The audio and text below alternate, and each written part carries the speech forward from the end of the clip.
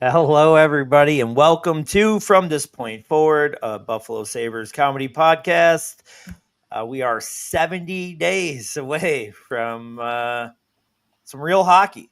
And we won't have to do this bullshit every day. But we got a lot to talk about today. We've been gone for a month.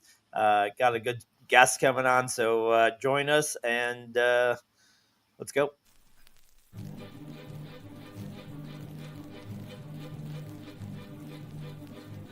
Acknowledge the fact that in one of your favorite movies of all time, you thought the slogan was "Ducks quack forever" instead of "Ducks fly together." You also think they live in wells. It's the whole theme of the movie, Lou. But he had the duck call. They go quack.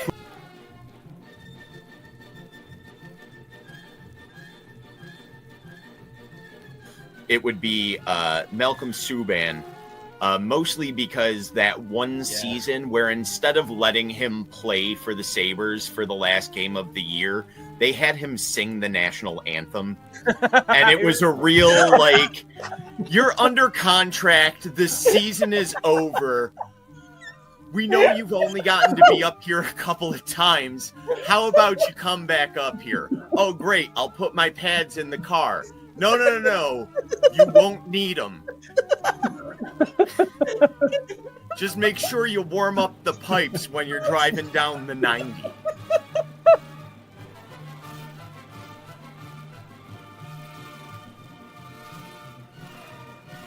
Mitch Marner. You heard it, Mitch. If you want to sign here, you can drill Ryan's mom.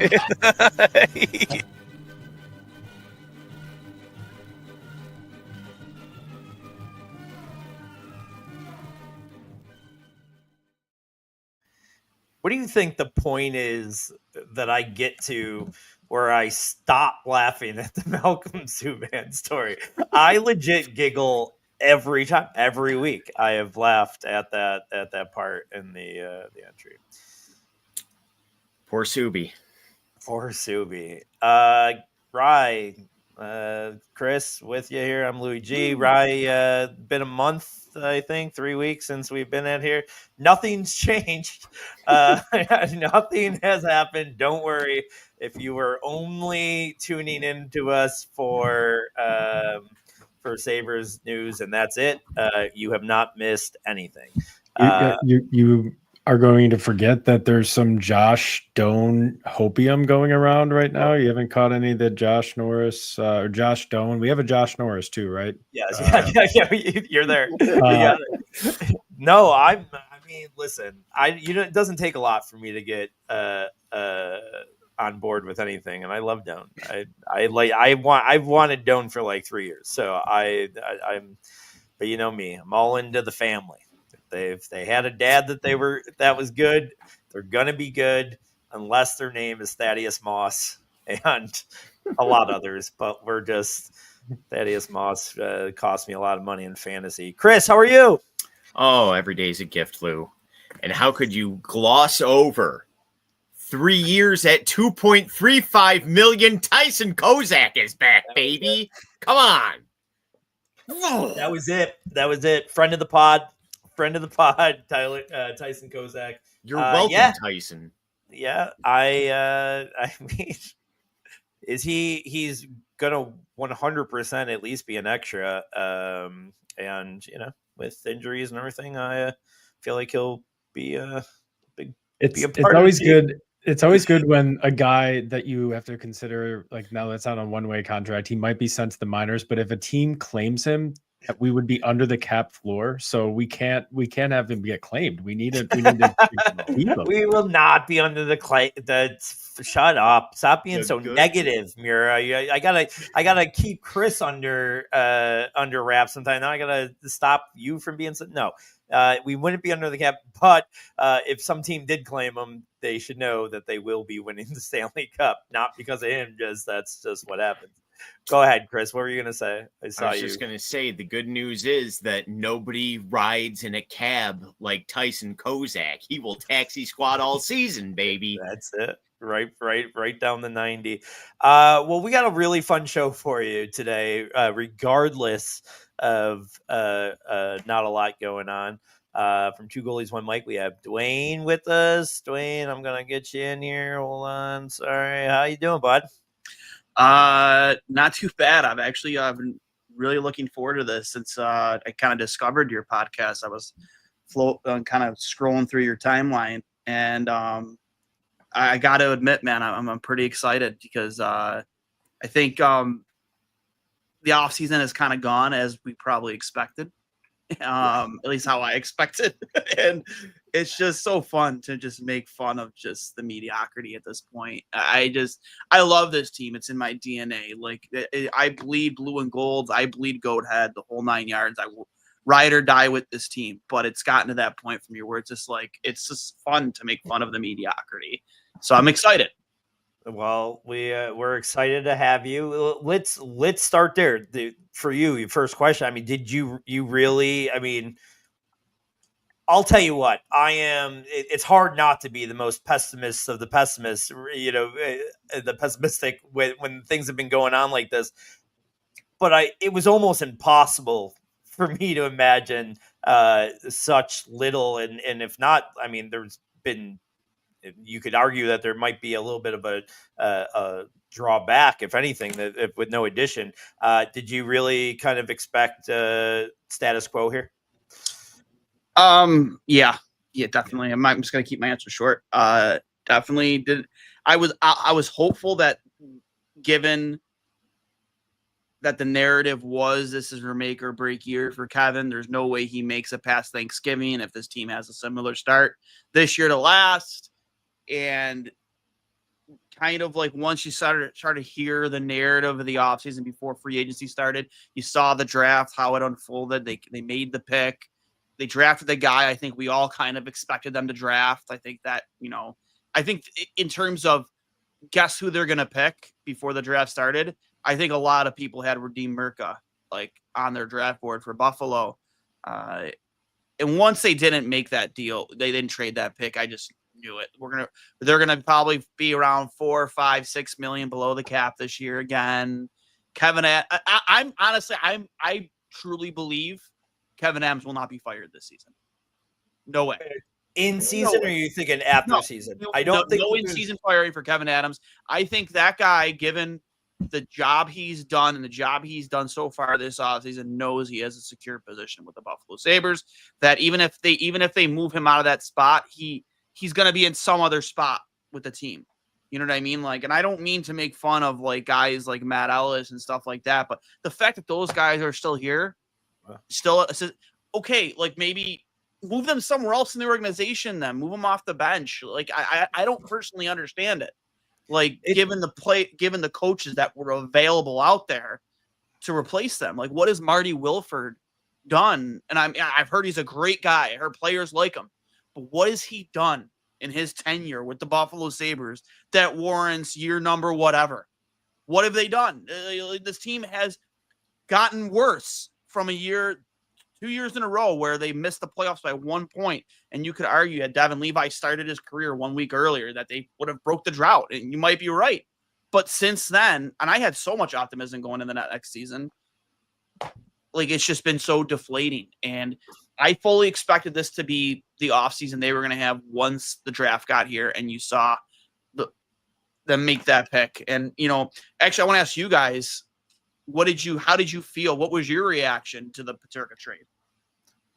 Bri, you want to start? Thank you. Like, 2 thumbs down for audio listeners only. 2 thumbs down. The criticism I got on that all wonderful app of Twitter is you're just being dramatic. You just love to be negative. Like, no, man, it's not that we don't like Kessler. I love Kesslering, but the value just isn't there. And to me, I felt like it was a situation where once again, Kevin Adams in desperation was taken advantage of.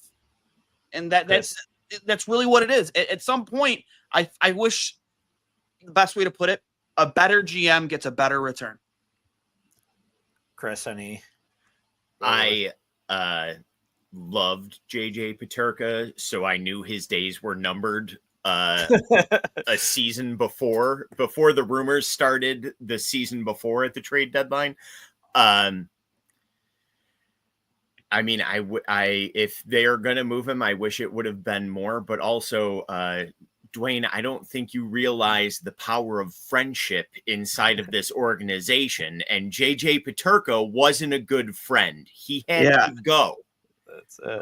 Well, apparently him and Jack Quinn are still really good friends because they're all over each other's stories this offseason. So. Oh, really? Listen, all the stuff about like Peterka away from the ice, like I believe it because I know for a fact he liked to get after it on the golf course. Like I've seen videos, man. I've seen that guy gets after it, and this was like maybe 2 years ago. I live a block away from the bar that he was that he spent a lot of time at, and I've told these guys on the podcast and said it allegedly in front of my eyes. Allegedly, he spent a lot of time peeing. Allegedly, in the bathroom a lot. Allegedly, the guy. I'm not going to make. What sucks is we are 14 years into guys that are good leaving for little to no return, and that's why this hurts a little bit more. I am not a big complaint guy on this trade specifically. I think Peterka, wasn't a great player for specifically this team where they're lacking leadership and everything. They can't just let this kid just keep partying, whatever. Were they forced in? I don't love Adams how he was so zeroed in on this right-handed defenseman thing. I love Kesselring too, like you said, and I said it before you came on. I love Doan. Like I really like the two players, but I think him zeroing in the league, knowing that he was zeroing in on a right-handed defenseman, really limited not just his options here with Peterka, but in the Byram trades is what because those somewhere. Because now everybody knows you're looking for a top 6 guy to replace Peterka with Byram, and there, I don't know what offers were on the table for him. Like I don't get, but like, are we complaining about the Peterka deal if they at the very minimum just swap first round picks 4 for 9? You know what I mean? Nobody's complaining. I'm happy. Okay, Mm-hmm. you get James Higgins out of the deal. Cool. I think that's exactly what Ryan said, right? Like, I think that was your exact point, Ryan, when we talked about it, like right after, was like, even if they swapped the picks, you would have been happy, right? Was that I would have still been mad. No. Oh, you would still been mad. Okay, I'm sorry. Yep. I thought one of you said that. No. I just thought that was a layup. Like swap the picks. Okay, and then at least it makes it more stomachable. I honestly would have been fine with that. I don't know. I mean, Adams is obviously being looked at as a weak link in conversations, and to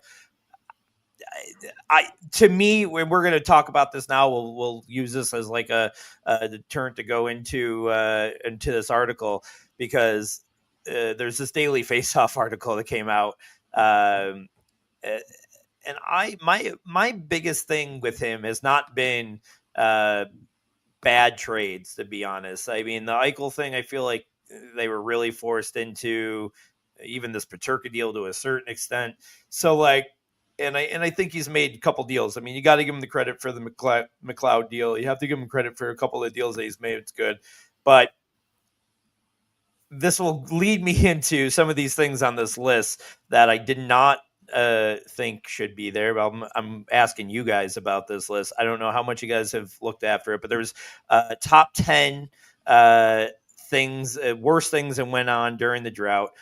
Daily Faceoff. Now, reading this more in depth today, I just want to say, and these are probably things you'll pick up on, but a lot of things in this was like either non-factual or very kind of 100% not the same narrative as I would like to put it on. So there's some things here that I don't know should belong on the list, but their top 10 was 10, trading Ryan O'Reilly to St. Louis, 9, trading Sam Reinhart to Florida, 8, the Kyle Okposo contract, 7, trading Brandon Montour to Florida, 6, the Billy Lano contract, 5, trading Braden McNabb to Los Angeles, 4, the Jeff Skinner contract, 3, they're drafting.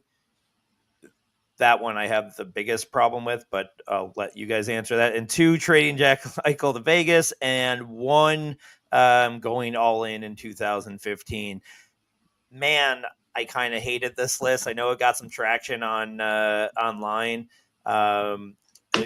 Chris, I'll start with you. Any thoughts immediately on that, as far as just random thoughts? So, this is something with some of these decisions to say these are the worst things that happen. A few years back, I used to work at the Big Tree Inn by the stadium, big time sports bar. People, just we're talking sports all day. Somebody is complaining that the Sabres went downhill when they traded Tim Kennedy off of the team, who only played like 14 NHL games after that trade. And it was a real, like, what are we talking about? We get it. He lived down the street from you before he got drafted. But what are we talking about? And that list... Especially, turns out the guy that was saying that was Kevin Adams, who is now running the Sabres. You know what? Tim Kennedy would help you shovel your sidewalk. He deserves a spot on the bench. He was an extra at the Harbor Center. You know what I mean? He was always going to come out and have a skate. Yeah. Kevin was pissed. Big any big or no, let's go around here real quick, because then I'll ask everybody this question. So Rye, any initial thoughts from the list? Anything specifically doesn't belong there? Sure. Well, first of all, McNabb being the 5th worst move of the drought is the most comical thing. Like, a guy, what round was he even drafted in the drought? I don't think I'm gonna kick back at you. Well, yes, it should it be the 5th off of like all those names and stuff, but I do think McNabb deserves on this list a lot more than those things. The kid was a really good player. Won in 2 Stanley Cups, possibly. Was he on the Kings Stanley Cup team too? I'm not sure, but he at least won one with Vegas. A rough, tough defenseman that we haven't had around here. Like, that trade was a miss. I mean, but there are not. There are way more. Like, there are worse moments in the drought, in my opinion. First of all, the Reinhart trade. I know you weren't fond of the trades being on this list. The Reinhart move, I think, definitely was worse than 9. You have a guy that wanted to be here. We give him a bridge contract and then don't offer him and instead ship him off. I mean, just horrible management of a player that should have been a franchise cornerstone along with Eichel. I also disagree with number 1. Going all in didn't set them back. I think not sticking with that plan actually did. So, you talk about the moves Tim Murray made. I mean, I'm going to always be a Tim Murray apologist, but just stick with the plan for another season. Like, you start bringing in these guys. Yeah, I didn't like the Leonard move. Some of those were not the right moves, but I don't think that was the worst. Truly, in my heart of hearts, I think the reason that the drought currently exists as long as it has is because the difference between Eichel and McDavid was monumental, and we didn't understand that at the time. We kind of did, but it's really the reason. And if we had McDavid, my boy, but that's not even. And again, I totally agree with that point. And I know the McDavid joke. That's great, but like, it's not. That's not even a move that they fucked up. I mean, you want to blame the NHL? Go ahead, but it's not like they fucked that up by losing the thing. I mean, there's no doubt in anyone's mind what Tim Murray wanted out of that. If you have to ask him, just look how disappointed he was when he drafted Jack Eichel. So, again, I totally agree with your first point about going for it in 2015 was nowhere near the worst move. I kind of love that team, and I kind of agree with you. If it kept together another year, winning solves everything. And so whatever little rift there was between Eichel and O'Reilly that people try to say that there was and is there because they're friends now, whatever that is, they started winning games the next year, guess what? That shit was done. Like, that shit would have been over. They would have been fine. Trust me. So they just needed Leonard to get some shootout wins for them, that because was the guy it. couldn't make a That was damn it. save in the shootout. If that Yep. dude could score a fucking shootout goal. But all right, Duane, your thoughts on anything off that list that you just heard me run through? I know you didn't get a chance to I don't. Are we looking at this list in terms of how it ended up or how it was at the time the move was made? Because the Okposo one I don't necessarily agree with, because he was coming off a great season, 64 points. You just drafted Jack Eichel. You just got done drafting 2 years prior Sam Reinhart. Like, you have to bring in guys, proven guys, to build around them. So at the time, I don't think anybody was really upset about signing Kyle Okposo to $6 million a year. At the end of the contract, yeah, it looked awful because he just never lived up to, given the injury history, so he never lived up to the number that you were paying him. But I don't necessarily agree with that, because given, like, you know, it was a good move at the time. The O'Reilly one I think should be higher up on the list. Reinhart should be higher up on the list, no doubt about it. I think Reinhart should be one. I really do. I think Reinhart, because, you know, that was the one that wasn't forced. That was the one that was like the easily fixed thing. Give the guy a 3-year bridge deal and see if you couldn't start winning some fucking games. Like, you know, like, I never understood why you just were so hesitant to extend this guy long term. He wanted to be here. He even called Kevin Adams the day after he was traded and apologized. Yeah. You know what I mean? Like, the writing was on the wall that he was going to leave. He wanted to leave. At the time when he was traded, he wanted to go because he realized that, like, this team wasn't going to get any better. The way it was being managed, it just wasn't going to get any better. Even if they did sign him, like, he's not a 60-goal guy or a near 60-goal guy on Buffalo. No way. Like, he's probably a 30-goal guy. I'll say that much, given the fact that the number one center's gone now. You know, Montour, I hated losing him. And I knew, it's funny. I don't know the guy's name, but I had this one guy who used to message me here and there at, on Twitter. And he said he used to see, I want to say it's at Griffin's Gastropub in Lewiston. He said he would see what's his name? Used to play for Buffalo, works for Florida now. Works for Florida? Yeah, he works for Florida now and scouting. Dudley. Rick Dudley. Yeah. He said he would talk to Rick Dudley over beers all the time. And before that trade ever happened, Dudley used to talk all the time about how badly he wanted Montour in Florida. And so when that trade happened, we were even Montour as a winger in Buffalo at one point. You know what I mean? Like, he was playing up on the wing. Yeah. Look how good of a defenseman he turned out to be. At such a young age, we were playing him at the wing. Like, we just didn't know how to utilize these players to get the most out of them. And then the Ville Lano contract at the time, I don't think anybody was too upset about it because you lost out. I think that was the year of Stamkos, was it not? No, Okposo was the year of Stamkos, wasn't it? I think Okposo was like the second fiddle because he was the second biggest guy to Stamkos. Who signed Lano to that deal? I can't remember. That would have been, is that Tim Murray? Because that might have been the years. No. Who was the number one prize? Darcy Regier was still. Yeah, that was. That was right after they lost in the playoffs to Ville Lano and the Philly in 2011. Yeah. And then they went. You're right.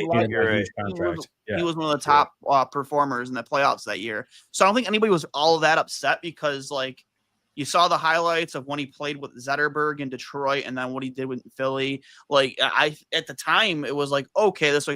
And now the guy just turned out to be a train wreck and then blamed it all on Buffalo and made T-shirts about it. Like, at the time, it wasn't. I don't think it turned out to be a train wreck. I was so upset when they traded Braden McNabb to LA because I thought you're trading these guys at such a young age, and you don't really know the players that they're going to turn out to be because you're choosing not to develop them. I hated that deal because I thought he was the only defenseman we had that, like, played like they had a pair, would defend the front of his net. The Jeff Skinner contract, it's kind of like damned if you don't. Like, I feel like that was more of a situation that was forced on Botterill rather than. And that's like at the root of the problem here over the 14 years. Like, how many of these contracts, there's the Skinner. I know this is going back and, even pre-drought, but, like, the Vanek thing where they got forced into keeping him because you're matching that offer sheet because Drury Breer. Like it's like these things like you sign these guys that Jeff Skinner is basically out of the league 3 years later, 4 years since he's he can't find ice time on a team that desperately needs winger help. Like this is he was not a good player. I mean, and analytics showed that he wasn't great defensively, and but I think you're right to the point of like they couldn't have let him walk right then. Yeah. I don't know if how he got the money he got. I know Tage helped that a lot, but crazy. It's like, again, damned if you do, damned if you don't. Like, I think it was a no-win situation for Jason Botterill, and like from what the narrative was, it looked like Pegula was pushing. He wanted him to sign Jeff Skinner, and he was the first 40 goal scorer since Vanek, right? And then Vanek was like the first 40 goal scorer since Shatan. Yeah. I don't know, man. That list. I mean, they have some right moments. It's missing some stuff too, like from drought moments, like trading Jack Eichel to Vegas. I mean, great. We got Alex Tuck out of it. I think that Krebs is. He was terrible. Wait, wasn't O'Reilly on there or no? Oh no, or the Eichel trade wasn't on there, was it? No, he's number 2. Oh yeah, it was 2. Trading, okay, it's number 2, and number 1 was going all in 2015. Yeah, but I'm like you. I'm a Tim Murray apologist. Like, at least he understood he had a ton of youth already on the team, and he traded Joel Armia and Tyler Myers. And what was the deal for Evander Kane? It was Myers, Armia, and everybody made a pick in there. Those guys. I mean, Tyler Myers never, captured what he was that first. I don't think it was Armia. I think it was Lemieux, wasn't it? Wasn't Armia part of that deal? Oh, man, because he went to win it. He played in Winnipeg. I know Brendan Lemieux. I think was actually in the deal to get. Didn't he go to Colorado? Are we talking? We're talking. We sent JT Compher to Colorado for Ryan O'Reilly. Compher was in that. Grigorenko, and I forget who else we sent there for Ryan O'Reilly. But let's see. Former Sabre traded. I can't remember who we got. Bogosian was. Yeah. Bogosian was in the deal back, right? Yep. Yeah. Okay. And they hated each other. The funny part was they did not get along. Yeah. And they had to come together. Yeah, I remember. The most notable players of consequence dealt for Kane were Tyler Myers and Jack Roslovic. Must have been what was eventually that pick. I think it was the pick that Roslovic ended up. O'Reilly for Zadorov and JD Compher, and the Iowa Senators used the first round pick they got for Lehner on Colin White. Lehner, I thought, was a good goaltender. I think nobody was really upset about that at the time. I don't think you should have traded a first round pick for him, but he was a decent goaltender, a big goaltender. To you guys' point, he just was awful in the shootout. Just god awful in the shootout. And then how could you predict the off the ice issues he was going to have? Like nobody could predict that. You don't predict that when you're trading for a goaltender at the time. Like, guy was downing a 12-pack of beer before games.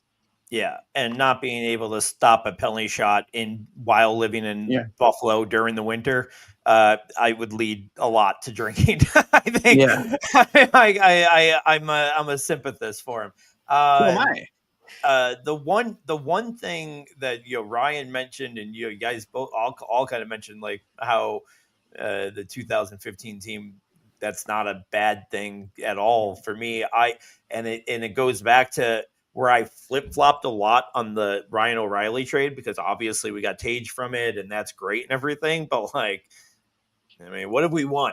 We haven't won anything. And you keep O'Reilly on that team and ease him and Eichel together and there's winning. Maybe, just it's one of those butterfly effects. You switch one thing there and keep that team together for one more year. I don't know. I really have always wondered what would happen if those guys stuck together. I'll to end it on that. Like, how did we all feel as Sabres fans after we drafted Eichel, the big consolation prize, which honestly he was a first overall pick in most other drafts? You go, you get Ryan O'Reilly. Okay, he's your number one until Jack's ready. Then you go get a scoring winger, Evander Kane. Granted, he had the off ice. Like, I think as a fan base, we were all pretty ecstatic, right? Like, wow, like we have Sam Reinhart, we have Jack Eichel. They're on entry level deals. We go out, we get. We pay Ryan O'Reilly, contract he probably would have gotten anyway from some other team. You go out and you get, Evander Kane, a proven scoring winger to play on either Kane or I'm sorry, either O'Reilly or Jack's wing. You're grooming Sam Reinhart to either be, your whatever position they envisioned him to be. And I know they played him on the wing, but at the time he was drafted as a center. Like, you were so deep down the middle, the most important position to be deep at.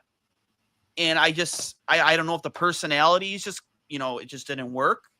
Jack and Sam were best friends. I don't know, man. Like the mix, I guess, of culture and personality just didn't work. But at the time, as a fan, I mean, I don't know how you guys felt. I was fucking excited. Yeah. No, it's. I think in hindsight, it's easy to look back and be like, "Hey, I've loved watching Tage." And Tage might be the only reason why you go down and pay admission nowadays, because he's, one of the league's best players and he's still fun to watch. But I've always wondered if they could get along. What, Chris, I see at the. Well, what Duane was talking about, like when they made that deal, I do remember like picking up O'Reilly, Kane, Leonard, and not being like ecstatic, like, oh man, this is the best team ever. But I remember that feeling that the rebuild turnaround was faster than I expected, and this team is back on track. And I was wrong. A decade later, I'll admit it, but I do remember when they made those moves being like, okay, there's a direction for I miss the days of a Tim Murray, whether it was a good trade or a bad trade, it was done for a purpose and not just because you didn't know how else to get a right-handed defenseman. Yeah, no, I'm with you. I will say one thing. We've been a very big Tim Murray apologist so far today. And is he working in the league right now? I'm not like, it's not like he went and got, he didn't do what the everybody else does when they leave the Sabres and went and won a Stanley Cup or anything. Maybe there was some, I think he's working as an assistant somewhere, Chris, but I see you looking. Look, he's loyal to the crest. You got to give it to him. He is not a flip flopper. He stays true to his colors. We brought up Tage in that conversation. I wanted to touch base on this. We got a couple little fun things to do to end the show, but before we get there, let's talk Tage. Duane, I'll start with you. There's just been a lot of discourse lately on whether or not he should be playing center or wing going forward. I think I have a clear-cut opinion, but I'll hear yours out and we'll go around. What are you thinking? Where does he line up best in this current roster, Duane? I mean, I think if you want to put the best possible team on the ice, I mean, who's your first line center right now? Josh Norris, a guy I don't even want to talk about that trade, but like, I just I still don't understand the second round pick being sent back. I don't get it. It completely handcuffed your ability to even make an offer sheet this year. Yeah, even if you wanted to, and then you don't qualify it for like $800K. Like, it's bad. I fucking lost my mind on the podcast after that. Like, I just. It's a baffling trade, and I don't think Dylan Cousins is going to fucking lead a great career. I think he's going to be an average, above average hockey player. But that trade was so baffling. It was just like we can't just not make a deal right now.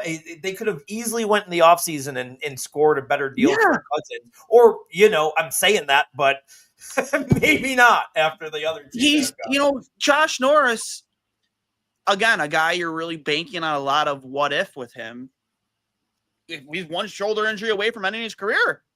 You know, like that's your number one center right now. So in my opinion, if you want to put the best possible team on the ice, you have to have Tage down at center. I mean, it's not like he hasn't proven that he can't play the position. He had a near 90-point season playing center.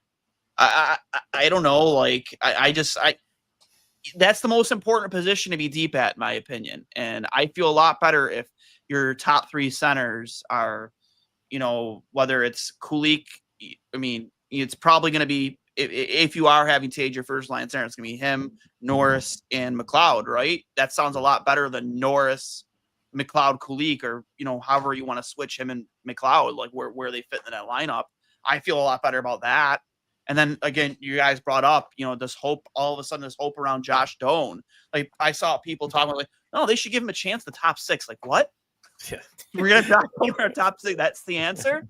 I hope it works, but that's the answer in the offseason. Again, you're banking on a lot of variables. You've done this 2 off seasons in a row.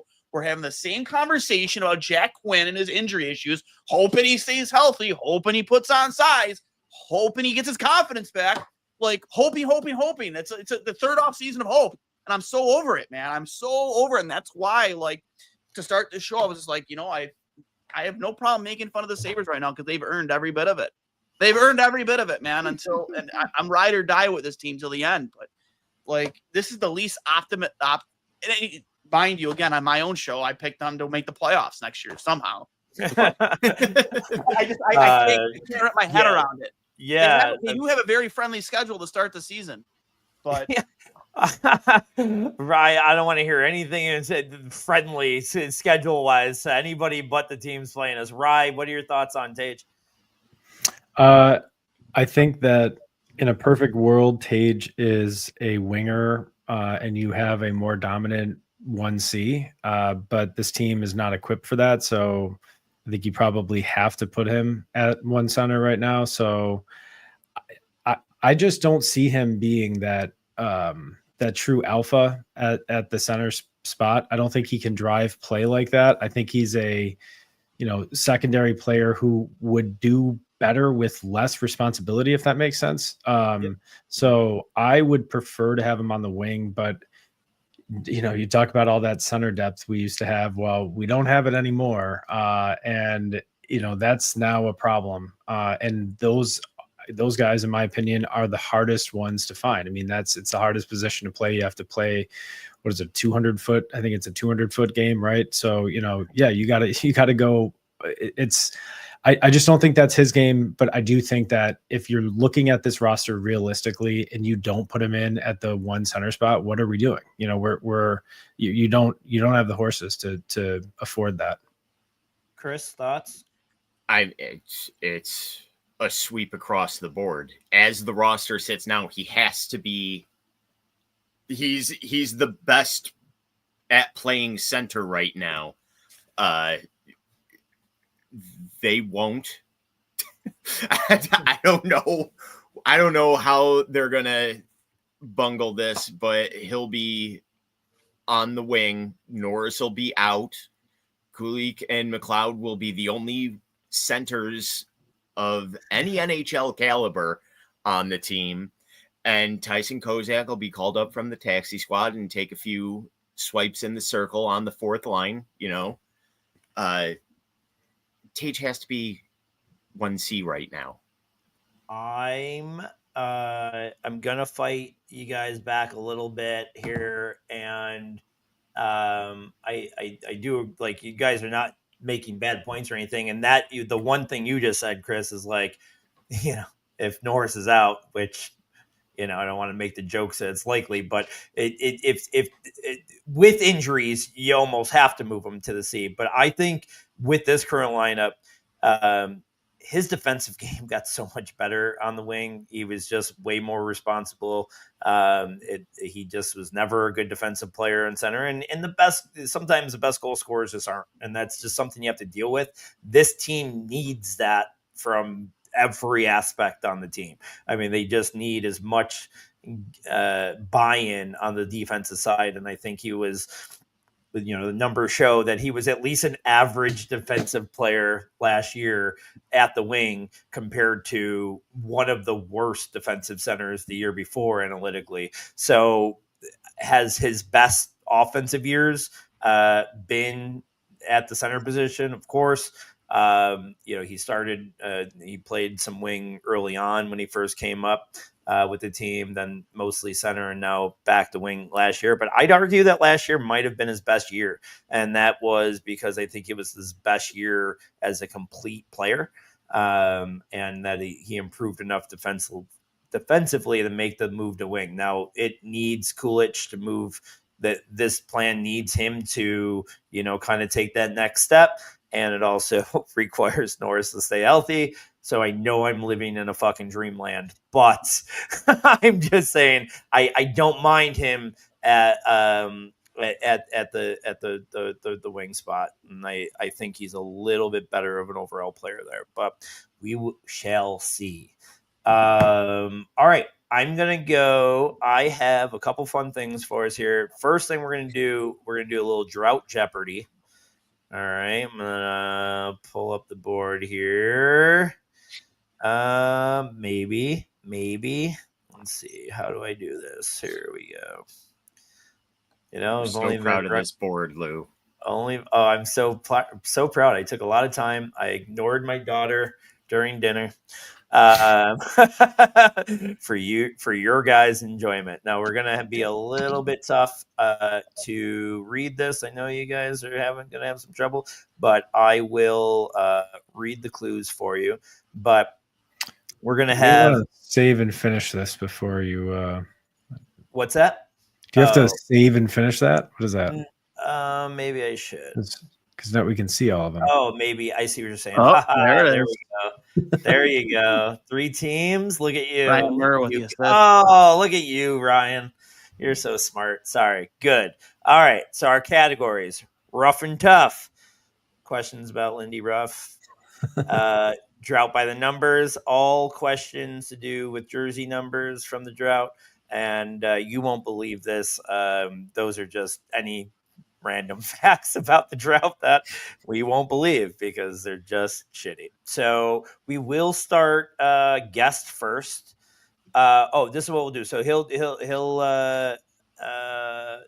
the person that picks the question. We're not going to do a regular Jeopardy style. We're going to go an alternate. The person that picks questions gets the first chance to answer, and then we'll go in the same order. We'll cycle the order. So next person will get a chance. They don't get it. Last person will get a chance. So we will start with you, Duane. What category would you like and for how much? I'm going to go drought by the numbers for 300. All right. Drought by the numbers for 300. This was the other player to wear number 72 during the drought. Luke Adam. Luke Adam is the answer. Let's see. Reveal correct. Who is Luke Adam? Do I need to say who is? You don't have to. Okay. You got it. I'll give you that one. So Luke Adam, did you other two know that answer?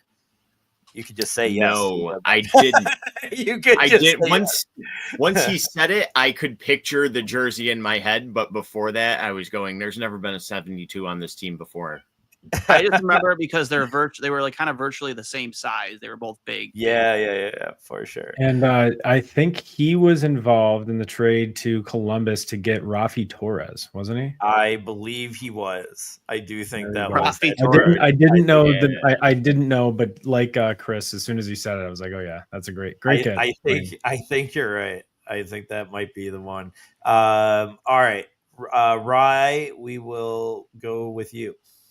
All right. Well, if I know anything about Lou, the 500 point questions are going to be next to impossible. So I'm just going to try to tie up Duane here with a rough and tough 300. All right. Rough and tough for 300. This is the number of coaches the Buffalo Sabres have had in between Lindy Ruff stints. Man. I mean, I'm gonna forget guys, but I'll just start counting them in my head. It was Ron Rolston, Remember, if you get this wrong, Dan Bilesma, Ted Nolan, Ralph Kruger.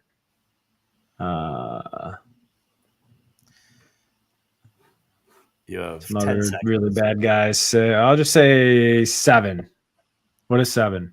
It's probably 6. 7 is wrong. I do know that. So I'm not going to show you the answer because I will let Chris steal if he can get it. Oh. Is it 8? 8 is wrong. Damn. So Duane. You got Ron Rolston was Ted Nolan, Ron. I'm not sure if that's the right order. I think it's Ron Rolston, Ted Nolan, Disco Dan Bilesma, Don Granato. 6. What is 6? I honestly don't know now. So I'm gonna hit the space bar and whoever got it right, because now I'm like, I think Chris might be right. Hold on. No, the answer is 6. The answer is 6. I knew. Are you sure? Right. Yes, it is. You got Dan. It's yes. Dan Bilesma, Ron Rolston, Ted Nolan, Donnie Meatballs, and you have Phil Housley. Great. And Kruger. And Ralph Kruger. 6. Wait. Yes, that's 6. Granato, Kruger, Housley, Bilesma, Nolan, Rolston. But you didn't. Wait, hold on. 1, Yes. 2. Granato, Kruger, Housley, Bilesma, Nolan, Rolston. 6. Damn it. I wanted there to be one more in there so badly. Yeah, I know you did. I would have given you the points. I would have admitted I was wrong. Well, actually, here's technically it's 7. Yeah. Why are you saying that? Oh, yeah. Because Kevin Adams did fill in as a head coach. One game. When Granato had COVID. I'm gonna look into it, and if there's a fight at the end, if it's close at the end, maybe Didn't Seth Appert also do like 3 games 2 years ago? Because someone got sick though. Yeah. Like Appert just came in because he was sick. But he was a head coach. Don't deny. This is my game. If you want your own Jeopardy game, you ignore your daughter during dinner to make it. You didn't know the answer until you clicked the button. I did it. I definitely forgot. I was like, oh shit. All right. Bloomer. You won't believe this for 500, Lou. Oh, you're gonna go right to 5. I like it. This current 43-year-old who retired weeks after Prince died and was once traded for Owen fucking Nolan and also played a game with Vinny fucking Damphus has scored the last playoff goal for the Buffalo Sabres. We fucking talked about this. Damn it. On the podcast. Well, here's the problem. I don't fucking remember his name. Yeah, okay, I was gonna say, I was like, you never. I heard this recently too. I can't remember the name. I can't wait to steal this one. Might be able to get it, but it's starting with Chris. 3, 2, 1. Gone. I can't throw a remember. name on. No, all right. I'll give Duane 15 seconds. Who was on those teams? Derek Grant? Who's Derek Grant? No. Derek Grant part? I don't know. Grant. I saw his name recently in a Sabres tweet. That's the only reason I said it. But I'm so excited. Go ahead, Rye. You can steal Who it. is Brad Boys? Brad Boys is the answer. Shootout extraordinaire. Who was better in the shootout? Brad Boys. I know he did. He did really good in the shootout. It was great. Awesome. All right. Back to you, Duane. I will do. You won't believe this for 300. All right. Terry Pegula bought the team in February 2011. In the 5 years prior to that season, so the 5 years prior to the 2010-2011 season, the Buffalo Sabres won 230 games. Now, if you exclude the 2010-11 season, it took exactly this many seasons after that year to score 230 goals. So, can you read it? Very wordy. This is a very wordy question. Yes, very wordy. So, the 5 years prior to 2010 to 11, they scored 230 goals. So, excluding. Sorry. 230 games. This is fucked up. Sorry. After to score, I call it shenanigans. 230 games. No, this is supposed to say. So, yes, the 5 seasons prior, they won 230 games. But then after, how many seasons did it take for them to win 230 games? Ignored Okay. your daughter for this. I mean, really? Yes, Come I on. will. She Neglected was his asking. only She was child. asking a lot of questions. She threw me off. I'm going to say, and this is just strictly a guess, and that 2010, that's the season they did make the playoffs, right? Yes, but we're not. But we're not counting that. Okay. not talking about I just is legitimately just a guess. What is 7 seasons? 7 is not right. Where we would go to Ryan. I guess I'll go. What is 9? 9 is wrong. Chris. Well, I guess I'll go in the middle and say, what is 8? What is 8? And Plumer is on the board. So 8 seasons it took to win as many games as they won the previous 5 years to Pegula buying the team. I am not a Pegula hater. We all know this. It was just a question. Ryan, next. All right. Drought by the numbers, 5 hundo. Oh, he's going for a big one. Alexander Sulzer wore the number 52 in his 2 seasons with the Sabres. This player, who also wore the number for 2 seasons during the drought, is also known for scoring one of the most memorable goals scored versus the Sabres during the drought. Who is Craig Rivet? Wrong. But a good question. Oh, I know who it is. Good answer, but I wrong. know who it You is. are wrong. I got who it is, Chris. I think. Who is... I'm trying to think of 52. That's not Rivet. Who is... Montour? Wrong. Is it? Duane. I can't remember if he did wear 52.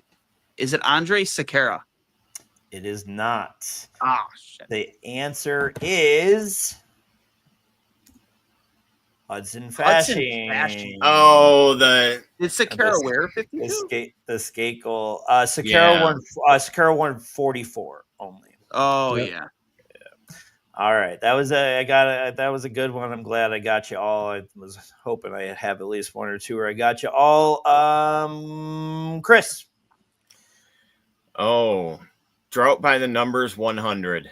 Drought by the numbers 100. The first player to wear 48 since Danny Briere won the Stanley Cup alongside Jack Eichel in 2023 with the Knights.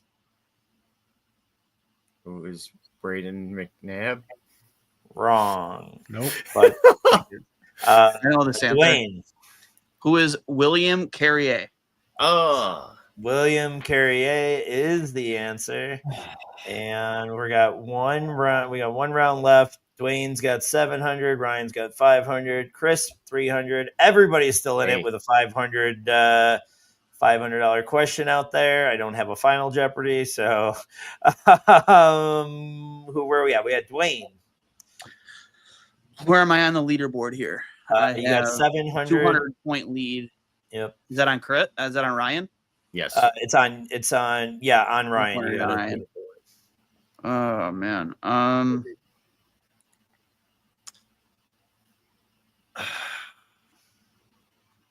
Who gets the pick after me? Ryan. Oh, great. Or so he would, if I guess wrong, it goes right to him. Okay. Yes. A lot of game theory on this choice here. I know. There is some game theory. I'm gonna go rough and tough for 500. All right, here it is. This is a gutsy move by me. These are the 3 teams Lindy coached in some capacity in between Sabres stints.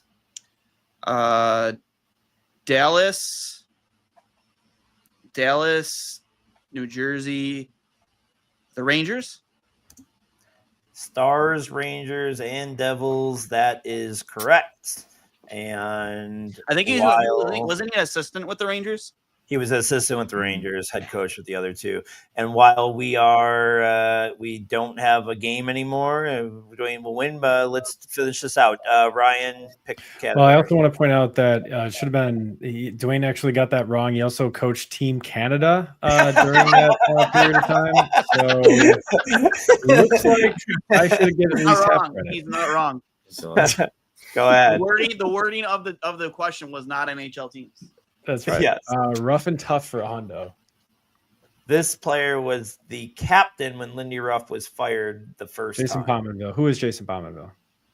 Who is Jason Pominville? I thought that's tougher than the $500 question. That was. I probably should have mixed those up. Good answer there, Rye. And Chris, you won't believe this. This many players wore a letter for the Sabres. Sorry. This many players that wore a letter for the Sabres during the drought have won the Stanley Cup also during the drought. Another wordy. Yes, I know. My daughter must have. It's so wordy, and you're missing words, and I don't know. blame her. That's why I read it and put in the word that I missed. You already said that you ignored her to make this. Wait, can I just read it? I obviously didn't do good. Let me please just read this how it's on the screen. It says, many players wore a letter for the Sabres during the drought. Have won the Stanley Cup also during the drought. There was no question mark. Chris, you know the question. So are you asking how many players wore a C or an A? Yes, that have won a Stanley Cup. That have also won a Stanley Cup during the drought. So they've won a C or they wore a C or A for the Sabres during the drought. They've also won the Stanley Cup during. How is it not a $500 question? Why is this a $100 question? Was it a $100 question? Yeah, I definitely mixed up what. Still, I'm having a blast. Chris, any 9 players. Wrong. Duane, you want to try throw a guess out? Eichel, Reinhart, Bogosian, O'Reilly. That's 4.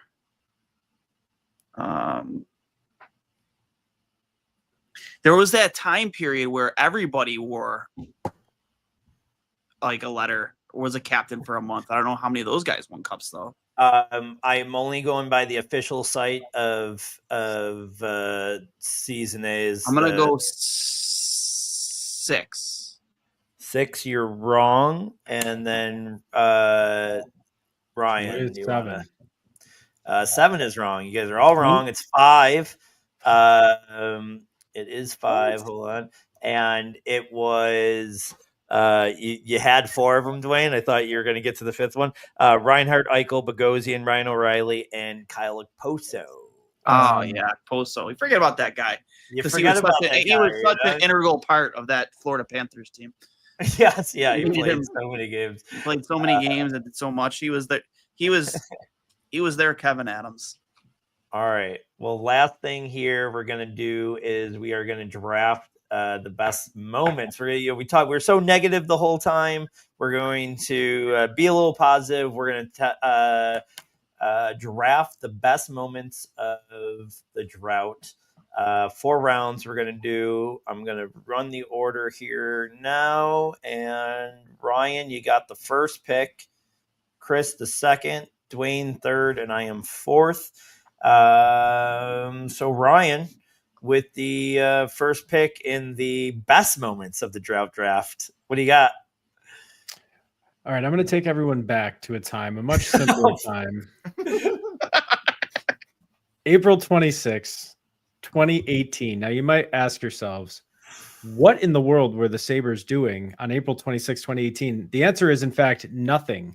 It's when the Bills drafted Josh Allen. So the best moment in the Sabres drought was when the Bills drafted Josh Allen. That's pick. So good. That's so good. Were you one of those guys that was happy about Josh being drafted, or no? At the time, no, I was like, like everyone else. I wanted the other Josh. Yep. Yeah. No, my question to Ryan is, how can you? If you're not happy at that moment, then how can you say it's the best moment of the drought? Well, I also thought the moment that the Sabres got Jack Eichel, they were guaranteed to win a Stanley Cup, and of course Right. that wasn't true either. So yeah, the answer is I'm an idiot. I know nothing, so that's why. I like the answer. It's a good answer. It's a great answer. I like I love it too. But it's funny. I like it. Chris, second pick. What's the second best moment during the Sabres drought?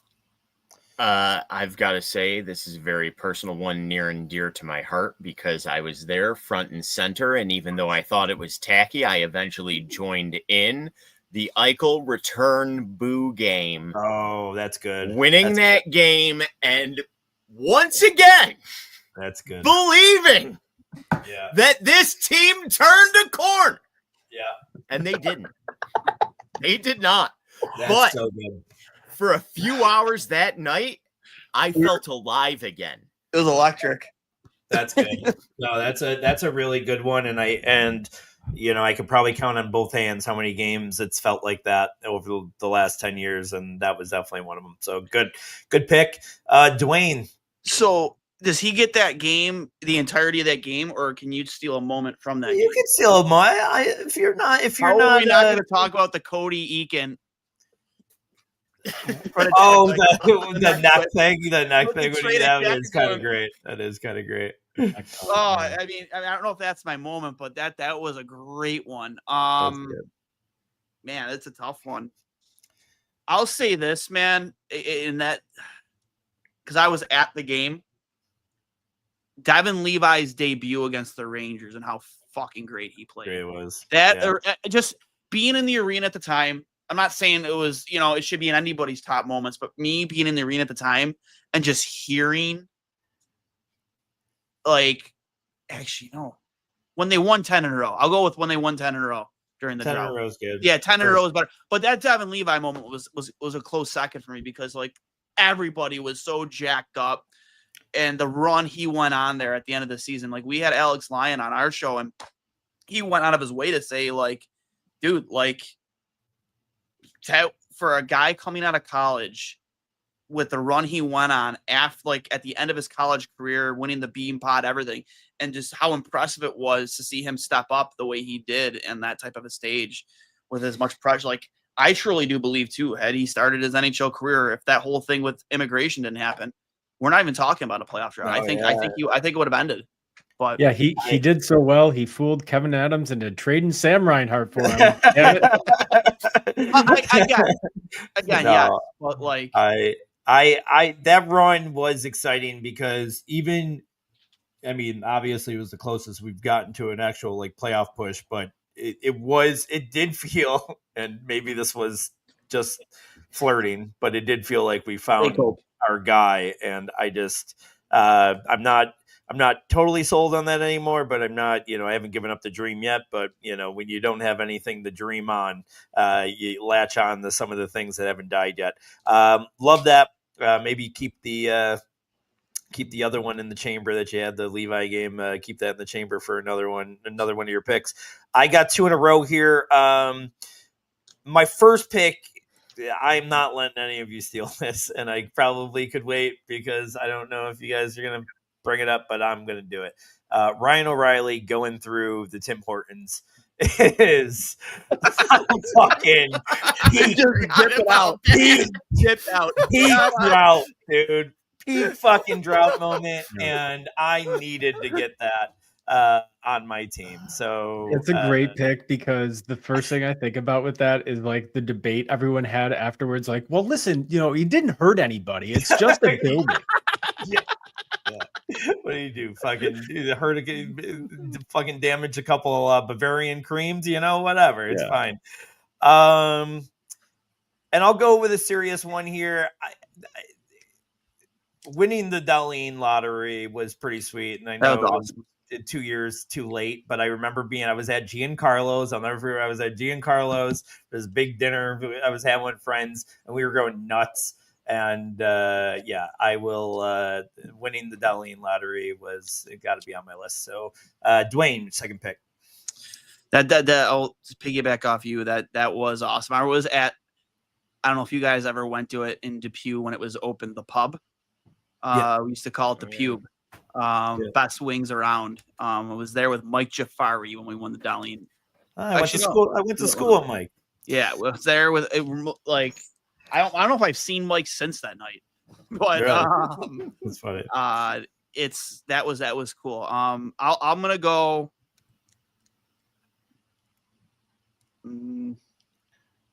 Damn. It's tough when I'm gonna go. When they brought RJ out onto the ice on RJ night. Yeah, that's good. That's definitely a good one. RJ Knight was on my list. Plumer.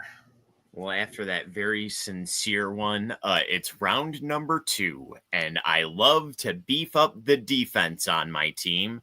It would be 2014-2015 trade acquisition Zach Bogosian. If he didn't join this team, I wouldn't have been able to draft him on my all-drought team. That's a top moment for me. I like that. I like it. A good one. Bogosian and now Ryan for 2, second, All right. third round pick. So I'm this is actually like a legitimate like happy memory. All of these were false hope, but let's be honest. All right. This is like when we thought the Sabres were going to be good or whatever. But prospect development camp in 2015, when that thing was sold out and it was just like you just got an Eichel, you got all these young guys, like there was so much excitement and it was just like a beautiful day right around that time. So I right in the middle of July. So that's my next pick. And then another false hope. You're like, hey, listen, here's the Sabres turning the corner again. Nope. The Skinner overtime goal versus the Sharks. That, like, I mean, we were, what was that? The 10 game, the win streak, right? So yeah, I mean, it's just like, you know, it was a cool moment, but again, turned out to be nothing. So, yep. Back to you, Plumer. Is it me? No, Chris. Oh, okay. This is probably going to be an oddly best moment, but when they finally fired Ralph Kruger. That's good. Because it legitimately got so bad that I convinced myself that this was just the rest of the season. This might be the rest of Kruger's contract. I don't know what he has on Pagula, and when they finally did it, like 2 days after saying they weren't going to do it, I was so relieved. Yeah. No, I love that. It's an odd one, but no, that's not an odd one. I like it. Duane. Man, I remember. It'll be another odd one because I thought it was just hilarious. For me, it was funny. I don't know for other people, but when Ralph Kruger during one of his Zoom, like it was zoomed in on his face, when they asked about how Jeff Skinner, after he just finally broke his skull, he's like, "Well, yeah, it's great for Jeff if you measure yourself on scoring goals. Mind you, they were a team who couldn't score goals." Yeah, that I remember that conversation, and it was just I don't know what Skinner did to Kruger, who he fucked or what, but that was an insane relationship. I was like, I remember watching that live and just like, I laughed for 5 minutes. I'm like, you can't score goals, and you're gonna criticize the guy who, coming off a 40-goal season right before you were hired, you demoted him to the third and fourth line, and you're criticizing the guy that is here to score goals for scoring goals. Like, I laughed for like 5 minutes. It's hilarious to me. I'm for my last third round pick, I'm gonna go becoming a Coyotes fan for the drought year. And, I know that there's a lot of, a lot of debate still whether or not we should have been rooting for a drought. but it was the most fun I've had during the drought. And I got to root for two teams. Like a one team to win as much as, I got to root for the Coyotes to win. I got to root for the Sabres to lose. I got to root for two different things. So more interest in the league. I love that. So I'm going to do that. And then back and forth on a few things here. I use this spot as a soapbox all the time for this subject, and I'm going to continue to. I can't stand that people are like, Pegula should sell the team and yada yada. I get it. This has been a shit show, and it's really one of the most horribly ran organizations. But my whole defense has been, you can't shit on them all for this team and then not give them some. You can't just say you got lucky with the Bills and just been, whatever. Then just say he's just been unlucky here, whatever you want. But the fact that Pegula bought the Sabres, the day that he bought the Sabres, what this podcast is named after when he said from this point forward, the goal is to win a Stanley Cup. I mean, that was big time excitement. We finally got this. This fan of a team that just was going to spend to the cap every year, and he did for a lot of years. I still got to put that day on this list because I don't know how I felt since, but that day specifically felt pretty good. I actually, my last pick, I wanted to use I'll drill another oil well, but I wasn't sure if you're allowed to do that because they had made the playoffs that year. So technically it wasn't part of the drought, but no, that's a great pick. Because I think we all up there with, he's crying at the sight of Gilbert Perreault. We all felt the same thing. It felt awesome. Yeah. Do you want to? I'll give you that one. I'll give you that one. I got one that seeing that I kind of stole. No, you can have it. Okay. All right, you go on. Then you got one more in the chamber then. This is my final pick? Yes. Okay. Buckle. Yeah, Buckle. that's good. I thought that's where you were going when you said Arizona, because I think it was against Arizona, wasn't it? No, Buckle was awesome. I didn't even have to use it in the Levi game. The Buckle was awesome. Yeah, that's a good one. I thought that might come up. Chris, last pick. Last pick is the 2022 Heritage Classic clobbering of the Maple Leafs. Cousins banging on the glass after getting ejected once again. I thought this team turned a corner. Yeah, Vinny Hinostroza legacy game. Yeah, twice that game. Peyton Krebs scored. Oh man, I hate because I consider myself high up on the Leaf hater ranking system. Man, I love ripping on the Leafs. I can't believe I didn't think of that one through. That's a good one, Chris. That's a good one. And then Chris. Ryan, close us out. Yeah, I'm just going to take I'm going to take Corey Conacher sitting in the penalty box wearing John Scott's helmet. That's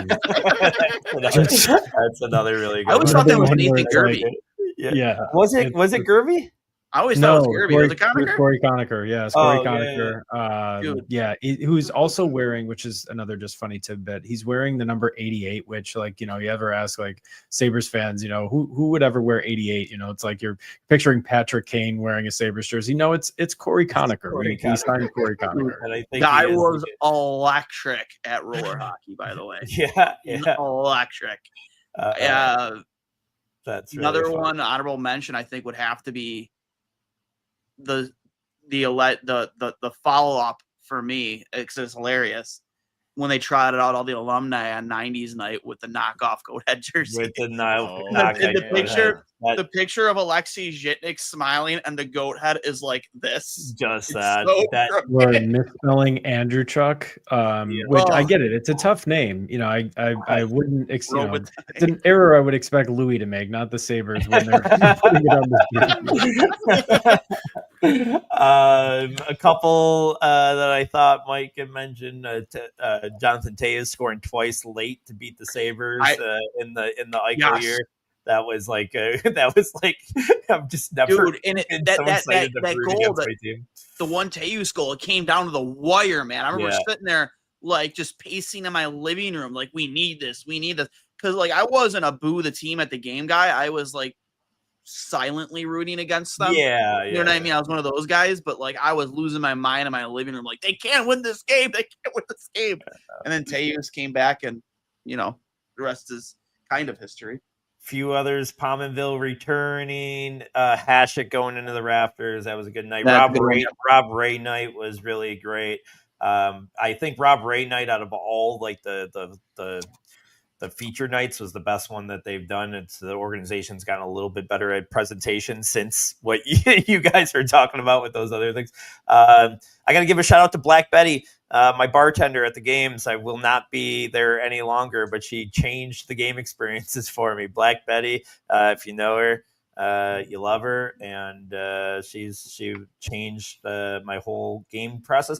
And 2 Jack things here: the 4-goal game against Ottawa, I thought might be reference, and then the one game I always did, like the ultimate Jack moment for me, the one where I'm like, oh, this is so great. We got one of the best players. We're going to be good. The overtime goal against Carolina with like 2-3 seconds left, and the call from Rick, and just the whole thing was great. They had the camera up on him and Ray, like just kind of like that, front view of them. I remember that vividly. Tage 5-goal game, that was fun against Columbus. Columbus. Yeah. I'll say this about the Hasek. As I like to consider myself one of again, the biggest defender. I was disgusted by the way his rafter up in the rafter. Like they didn't have a single guy there other than Rob Ray that he played with.